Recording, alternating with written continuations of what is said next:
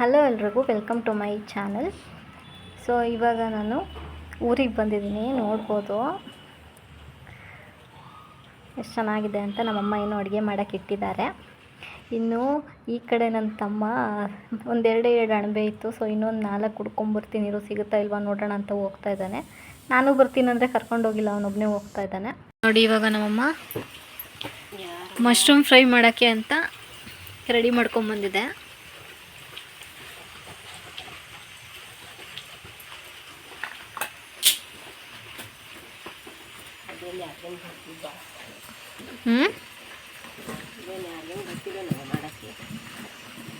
ಗೊತ್ತಿಲ್ಲ ಕಣಮ್ಮ, ಅದಕ್ಕೆ ಹೇಳ್ಕೊಡ್ತಿರೋದು.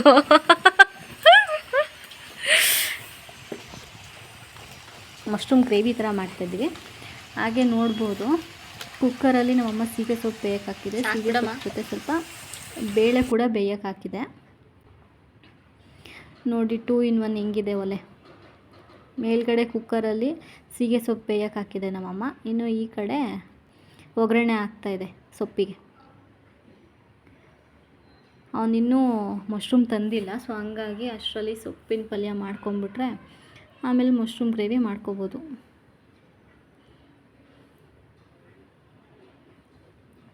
ನಿಜವಾಗ್ಲೂ ತುಂಬ ಚೆನ್ನಾಗಿ ಬರುತ್ತೆ ಗೈಸ್. ಈ ಟೈಮ್ ಅಂತೂ ಅಂದರೆ ಮಳೆಗಾಲ ಅಲ್ವಾ ಇವಾಗ. ಸೊ ನಾನು ಹೋಗಿದ್ದ ಟೈಮಲ್ಲಂತೂ ಮಳೆ ಬರ್ತಾಯಿತ್ತು. ನೋಡ್ಬೋದು, ಆಲ್ರೆಡಿ ಫುಲ್ಲು ಜಿಡಿ ಮಳೆ ಸ್ಟಾರ್ಟ್ ಆಗಿದೆ. ಅದರಲ್ಲೇ ಛತ್ರಿ ಇಟ್ಕೊಂಡು ಹೋಗಿದ್ದಾನೆ ನನ್ನ ತಮ್ಮ, ತಗೊಂಬರ್ತೀನಿ ಅಂತ. ನಾನು ಹೇಳ್ದೆ ನನ್ನ ಕರ್ಕೊಂಡು ಬರ್ತೀನಿ ಅಂತ, ಬಟ್ ಕರ್ಕೊಂಡು ಹೋಗಲಿಲ್ಲ. ಇವಾಗ ನೋಡಿ, ಸೀಗೆ ಸೊಪ್ಪಿನ ಪಲ್ಯ ಮಾಡೋದಕ್ಕೆ ಸೀಗೆ ಸೊಪ್ಪನ್ನ ಅಮ್ಮ ಕುಕ್ಕರಲ್ಲಿ ಹಾಕಿ ಬೇಯಿಸ್ಕೊಂಡಿದೆ. ಸೀಗೆ ಸೊಪ್ಪು ಮತ್ತು ಸ್ವಲ್ಪ ಬೇಳೆ ಸ್ವಲ್ಪ ಓವರ್ ಕುಕ್ ಆಗಿಬಿಟ್ಟಿದೆ. ನೀವು ಆದಷ್ಟು 1 ಇಲ್ಲ 2 ವಿಸಲ್ ಹಾಕ್ಸ್ಕೊಂಡು. ಸೀಗೆ ಸೊಪ್ಪಂತೂ ತುಂಬ ರೇರ್ ಸಿಗೋದು. ಅಲ್ಲಿ ನಮಗೆ ಬೆಂಗಳೂರಲ್ಲಂತೂ ಸಿಗೋದೇ ಇಲ್ಲ, ಜಾಸ್ತಿ ಹಳ್ಳಿ ಕಡೆನೇ ಸಿಗೋದು ಸೀಗೆ ಸೊಪ್ಪು. ಸೊ ಈಗ ಅದರಲ್ಲಿ ನೀರು ಕಂಪ್ಲೀಟಾಗಿ ಡ್ರೈನ್ ಆಗಬೇಕು. ಚೆನ್ನಾಗಿ ನೀರನ್ನ ಸೋಸ್ಕೊಳ್ತಾ ಇದ್ದಾರೆ ನಮ್ಮಮ್ಮ ಈಗ.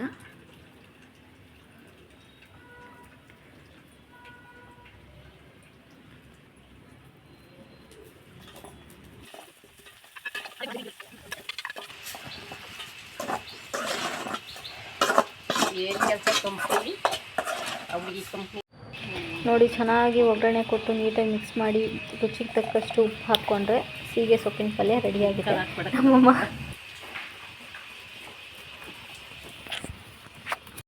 ನೋಡಿ, ಅಣಬೆ ಸಿಗ್ತಾ ಇಲ್ವಾ ನೋಡೋಣ, ಬರ್ತಾ ಇದ್ದಾನೆ.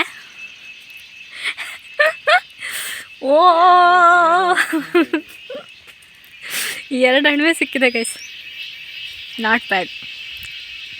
ನಾನು ಕರ್ಕೊಂಡೋಗ್ಲಿಲ್ಲ, ಇವನು ಕರ್ಕೊಂಡೋಗಿದ್ದು ಇನ್ನೊಂದು 4 ಹುಡುಕ್ತಿದ್ದೆ ನಾನು.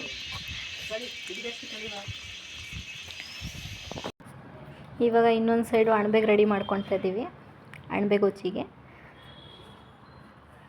ನೋಡಿ,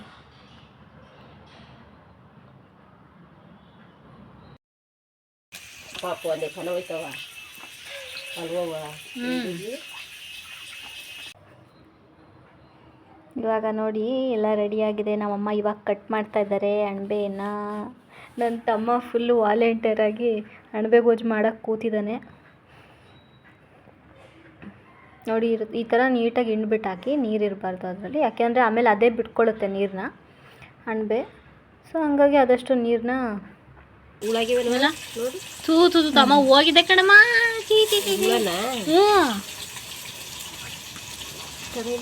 ನೋಡಿ ಗೈಸ್, ಆ ಥರ ಹುಳ ಇರುತ್ತೆ, ಅದು ತಿನ್ನಕ್ಕೆ ಹೋಗ್ಬೇಡಿ, ತೆಗ್ದೆಸಿರಿ ಅಂತ. ಅಮ್ಮ ಹುಳ ಇದಾವ ಕಣಮ್ಮ. ಬೇರೆ ಈಗ ಹಾಕಿನಲ್ಲ ಅದಕ್ಕೂ ಅದು ಅದಕ್ಕೆ ಕಾಣ್ತು ನನಗೆ. ನೋಡಿ ಇದ್ರಲ್ಲಿಲ್ಲ, ಇದರಲ್ಲಿಲ್ಲ ಇಷ್ಟೇ ಯಾಕಂದ್ರೆ ಅದಕ್ಕೆ ಅದನ್ನ ಹೊಡೆದು ಯಾಕಂದ್ರೆ ಕರ ಕಾಣ್ತಾ ಇತ್ತು. ಇದ್ರಲ್ಲಿಲ್ಲ ಬಿಡಿ, ತಿನ್ನಿದ್ರು ಕೂಡ ಏನಾಗಲ್ಲ ಫ್ರೆಂಡ್ಸ್, ಯಾಕೆ ಅಂದ್ರೆ ಅದರಲ್ಲಿ ಹೈ ಪ್ರೋಟೀನ್ ಇರುತ್ತೆ. ಘಾಟ್ ಹತ್ಕೊಂತ ಇದೆ. ಸುಂದರ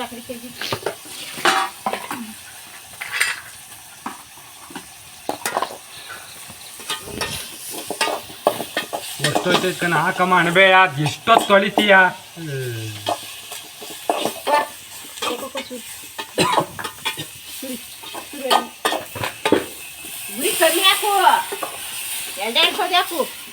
ನೀರ ಮುಗಿಸೋ ಫಸ್ಟು. ಉಳುಕ್ಸು ಹಂಗೆ ಎಣ್ಣೆಲಿ ಆಮೇಲೆ ಹಾಕೋಣಂತೆ ನೀರೊಂದಿಷ್ಟ. ಎಷ್ಟು ಹುಳ ಇದಾವಪ್ಪ. ಇಲ್ಲ ಹಾಕುವ ಹೋಗಮ್ಮ. ಲೇ ಏನಾಗಲ್ಲ ಸುಮ್ಮನೆ ಎಲ್ಲ ಸತ್ತೋಗ್ತವೆ. ಅಯ್ಯೋ ಕುರಿ ಹೊಂದಿ ಕೋಳಿನೇ ಆಡಾಡ್ ಗತ್ತೇನೆ ತಂದು ತಿಂತ ಅದ್ರಲ್ಲೇನು ಹುಳ ತಿಂತೀಯ ನೀನು? ಹುಳ ನೋಡಿದ್ಮೇಲೆ ತಿಂತೀಯಾ? ಹಂಗೆ ತಗ. ಇದ್ರಲ್ಲಿ ಏನು ಹುಳ ಏನು ಇರಲ್ಲ. ಮಾಡೋ ನೀರಿಗೆ ಏನು ಒಳ್ಳೆ ಪೋರ್ಚ್ ಕರಿ ಆಗೋಯ್ತು ಇದು. ಟೇಸ್ಟ್ ನೋಡೋಕೆ ಕೊಟ್ಟಿದ್ದಾನೆ. ತಗೋ ನಾನು ವೀಡಿಯೋ ಮಾಡೋದು. ನಾನು ಯಾವುದ್ರಲ್ಲೂ ವೀಡಿಯೋದೆಲ್ಲ ಇರೋಲ್ಲ. ಟೇಸ್ಟ್ ಮಾಡಿಬಿಟ್ಟು ಹೆಂಗೆ ಬಂದಿದೆ ಅಂತ ಹೇಳ್ತೀನಿ ರೀ. ಬಟ್ ಬೆಂದಿಲ್ವಾ ಅಂತ ಇನ್ನು ಬಸ್ಸೆ ಬೆಂದೈತೀನಿ ಟೇಸ್ಟ್ ಮಾಡೋಕ್ಕೆ.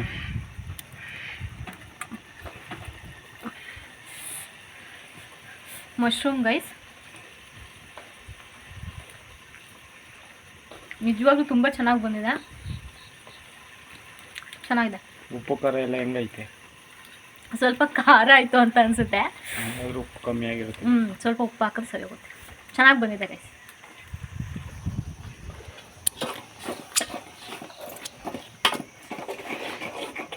ಸ್ವಲ್ಪ ಖಾರ ಆಗ್ಬಿಟ್ಟಿದೆ. ಅದಕ್ಕೆ ಖಾರ ಬ್ಯಾಲೆನ್ಸ್ ಮಾಡೋದಕ್ಕೆ ಸ್ವಲ್ಪ ನಿಂಬೆಹಣ್ಣು ತೊಗೊಂಬರ್ತೀನಿ ಅಂತ ಹೋಗಿದ್ದಾನೆ ನನ್ನ ತಮ್ಮ. ಸೊ ನಾವೇನು ನಿಂಬೆಹಣ್ಣು ಇನ್ಸ್ಟೆಂಟಾಗಿ ಬೇಕು ಅಂದರೆ ಅಂಗಡಿಗೆ ಹೋಗಬೇಕಾಗಿಲ್ಲ, ಎಲ್ಲೂ ಆರ್ಡರ್ ಮಾಡಬೇಕಾಗಿಲ್ಲ. ನ್ಯಾಚುರಲ್ಲಾಗಿ ಗಿಡದಲ್ಲಿ ಸಿಗುತ್ತೆ. ಸೊ ಇಲ್ಲೇ ಕಿತ್ಕೊಂಬರ್ದಕ್ಕೆ ಹೋಗಿದ್ದಾನೆ ನಿಂಬೆಹಣ್ಣ. ನೋಡೋಣ ಇರಿ, ನಿಂಬೆಹಣ್ಣು ಹಾಕಿದ್ಮೇಲೆ ಸ್ವಲ್ಪ ಖಾರ ಬ್ಯಾಲೆನ್ಸ್ ಆಗುತ್ತೆ ಅಂತ. ತುಂಬ ಖಾರ ಜಾಸ್ತಿ ಆಗ್ಬಿಟ್ಟಿದೆ ಗೈಸ್. ನಮ್ಮಮ್ಮ ಹಾಕಿದ್ದು ಖಾರ ಪುಡಿನ ಜಾಸ್ತಿ ಆಯಿತು ಖಾರ. ನೋಡಿ ಅಲ್ಲಿದ್ದಾನೆ, ಟಾರ್ಚ್ ಹಾಕ್ಕೊಂಡು ಹೋಗಿದ್ದಾನೆ. ತುಂಬ ಮಳೆ ಬರ್ತಾಯಿದೆಯಲ್ಲ, ಅದಕ್ಕೋಸ್ಕರ ಕರೆಂಟ್ ಇಲ್ಲ. ಅದಕ್ಕೆ ಟಾರ್ಚ್ ಹಿಡ್ಕೊಂಡು ಹೋಗ್ಬಿಟ್ಟು ನಿಂಬೆಹಣ್ಣು ಕಿತ್ಕೊಂಡು ಬರ್ತಾಯಿದ್ದಾನೆ. ನೋಡೋಣ ಅಟ್ಲೀಸ್ಟ್ ಖಾರ ಪುಡಿ ಅಂದರೆ ಖಾರ ಆಗಿರೋದು ಸ್ವಲ್ಪ ಏನಾದ್ರು ಕಮ್ಮಿ ಆಗುತ್ತಾ ಅಂತ.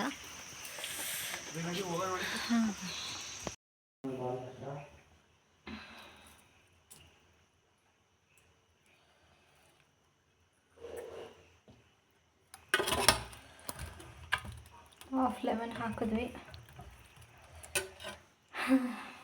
ರೈಸು, ಅಣಬೆ ಗೊಜ್ಜು,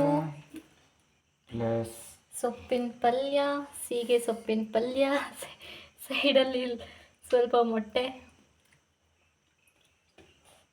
ತಿಳಿ ಸಾಂಬಾರು, ಉಪ್ಪಿನಕಾಯಿ ಸ್ವಲ್ಪ ಸೈಡಿ ಸಾಂಬಾರು.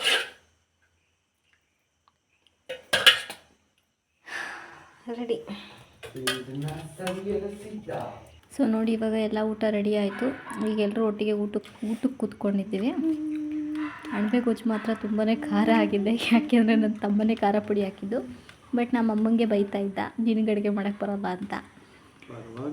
ಚೆನ್ನಾಗಿದೆ, ಬಟ್ ಟೇಸ್ಟ್ ಚೆನ್ನಾಗಿತ್ತು. ಬಟ್ ಭಯಂಕರ ಖಾರ ಆಗಿತ್ತು.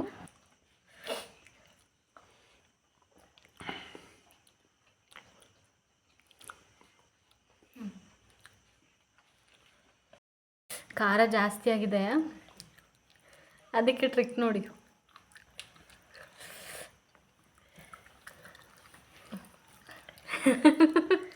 ತಡಿ ನೋಡ್ತೀನಿ ಹೆಂಗೈತಿ.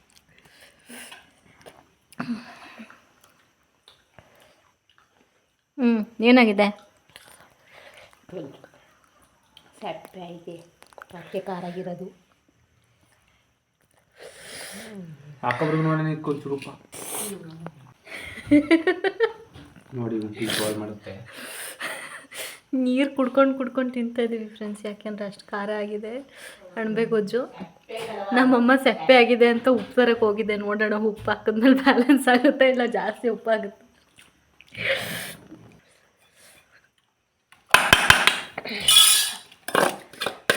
ಒಂಚೂರು ಹಾಕ್ಕೊಡ್ರಲ್ಲ.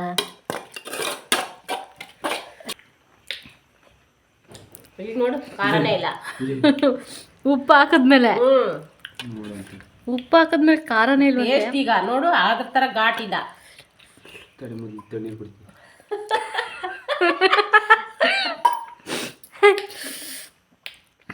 ನೋಡು ಅದ್ರ ಥರ ಘಾಟ್ ಕಟ್ಟಿತೀನಿ ಈಗ. ನೋಡಿ ಈಗ ಹೆಂಗಿತ್ತಿದು ನೋಡು, ಆಗಲೇ ಇಷ್ಟು ಉಪ್ಪು ಹಾಕಿದ್ರೆ ಹೆಂಗಿರೋದು. ಉಪ್ಪು ಸೆಪ್ಪಾಗೋತಿ ಘಾಟ್ ಘಾಟ್ ಖಾರ ಏನೈತಿ ಹೇಳೋ ಖಾರ ಈತೆ ಅಷ್ಟು ಘಾಟ್ ಇಲ್ಲ. ನಮಗೆ ಘಾಟ್ ಅಲ್ಲ, ನಮಗೆ ಖಾರ ಬೇಡ ಅಂತ ಹೇಳಿದ್ದೆ. ತಿನ್ನೋರು ಇನ್ನು ಊಟ ಎಲ್ಲ ಮಾಡಿಕೊಂಡು ನೆಕ್ಸ್ಟ್ ಮಾರ್ನಿಂಗು ಗಿಣ್ಣ ಪ್ರಿಪೇರ್ ಮಾಡ್ತಿದ್ದಾನೆ ನನ್ನ ತಮ್ಮ.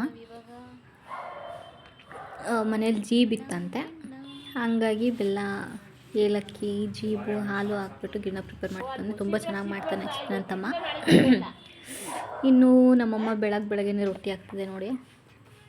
ನಮ್ಮ ಕಡೆ ಹಾಸನ ಕಡೆ ಇದೇ ಥರ ರೊಟ್ಟಿ ಮಾಡೋದು. ತಟ್ಬಿಟ್ಟು ಅನ್ನ ಮತ್ತು ಅಕ್ಕಿ ಹಿಟ್ಟನ್ನ ಕಲಿಸ್ಬಿಟ್ಟು ಮಾಡ್ತಾರೆ. ತರಕಾರಿ ಪಲ್ಯ ರೊಟ್ಟಿ. ಇದಕ್ಕೆ ಸೂಪರಾಗಿರೋ ಪಲ್ಯ ಮಾಡಿತ್ತು ನಮ್ಮಮ್ಮ, ತುಂಬ ಚೆನ್ನಾಗಿತ್ತು ಗೈಸ್.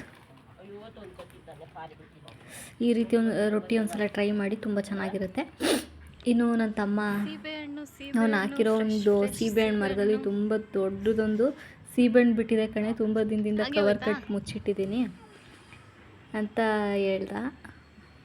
ನೋಡಿ ಕಿತ್ಕೊಂಡ್ಬಂದು ತರ್ತೀನಂತ ಹೋಗಿದ್ದಾನೆ. ಎಷ್ಟು ದಪ್ಪ ಇದೆ ನೋಡಿ. ಅದು ಕೂಡ ತುಂಬ ಚೆನ್ನಾಗಿತ್ತು, ಫುಲ್ ರೆಡ್ಡಾಗಿತ್ತು. ಆಮೇಲೆ ಸಂಜೆ ಹಂಗೆ ಎಲ್ಲನೂ ಮುಗಿಸ್ಕೊಂಡು ನಾವು ಹೊರಟ್ವಿ. ನೋಡ್ಬೋದು ನೀವು ಬೇಲೂರು ರೂಟಿದು. ಅಲ್ಲಿಂದ ನಾವು ಚಿಕ್ಕಮಂಗ್ಳೂರು ಕಡೆ ಹೊರಟ್ವಿ. ಸೊ ಅಲ್ಲಿನ ವೀಡಿಯೋನ ನಾನು ನನ್ನ ನೆಕ್ಸ್ಟ್ ವ್ಲಾಗಲ್ಲಿ ಹೇಳ್ತೀನಿ ಏನೇನಾಯಿತು ಅಂತ, ಎಲ್ಲೆಲ್ಲಿ ಹೋಗಿದ್ವಿ ಅಂತ. ಸೊ ಈ ವಿಡಿಯೋ ನಿಮ್ಗೆ ಇಷ್ಟ ಆಗಿದ್ರೆ ನನ್ನ ಚಾನಲ್ನ ಲೈಕ್, ಶೇರ್, ಸಬ್ಸ್ಕ್ರೈಬ್ ಮಾಡಿಕೊಂಡು ಸಪೋರ್ಟ್ ಮಾಡಿ. Thank you.